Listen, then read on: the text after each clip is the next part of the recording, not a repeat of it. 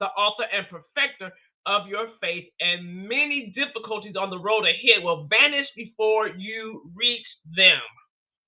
Fix your eyes on the Lord. Fix your eyes on Jesus and the author and perfecter of your faith, and many difficulties on the road ahead will vanish before you reach them.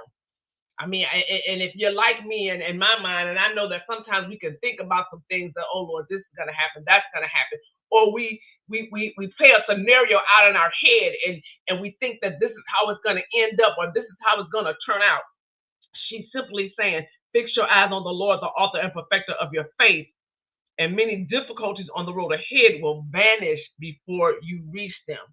Sometimes the way we think will put us in a place that God don't want us to be in, and that's why we have got to learn how to do not give in. Don't give in to sometimes our negative thinking. Don't give in to the negative words that comes out of other people's mouths. Don't give in to the things that can so easily beset us, that can pull us down, that can break us, that can take us out. Don't give into it. If we keep our mind and our hearts and our eyes fixed on Jesus, we'll be in a better place, opposed to keeping our eyes and our mind fixed on the problem or the situation or the issue. Do not give into it. Whenever you start to feel afraid, remember that the Lord is holding you by your right hand. Nothing can separate you from his presence. And you can find that scripture in Isaiah 41:13. In fact, I'll read it. It says, for I am the Lord your God, who takes hold of your right hand and says to you, do not fear, I will help you. God is with us in everything. He's with us in all things. And regardless of what life may hold or what life may be bringing to us, the Lord is there. He is with us. He will never leave us nor forsake us. But we've got to trust that.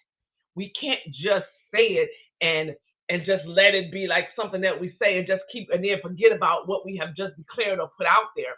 The Bible tells us that death and life is in the power of the tongue. So however we speak, whatever we speak, we can make it manifest. Whatever we give into, we can make it manifest. And that's not what we should do. We shouldn't want to pray and trust God that we're going to manifest goodness, that we're going to manifest wholeness. We're going to speak those things as if they were, because that's who our God is.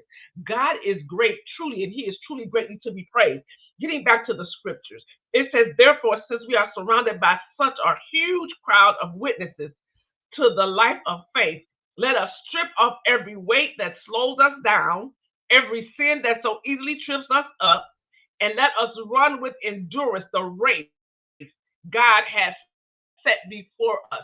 Sometimes things are holding us down and holding us back, that it'll trip us up, that it'll stop us from going forward because we've given into a thing instead of allowing us to speak to that thing and making that thing move. It says, speak to the mountain, and the mountain it can be moved.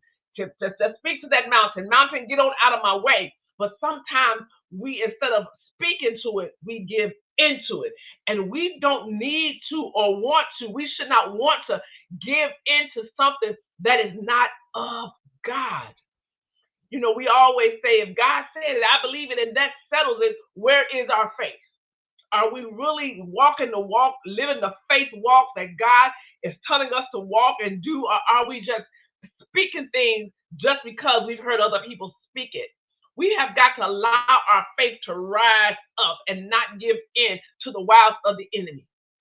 Yeah, I'm going through something. My husband and I are going through something now with somebody that we love dearly. And it's like, how do you combat or fight something that is hard? And I tell my husband all the time, it's hard, it's hard.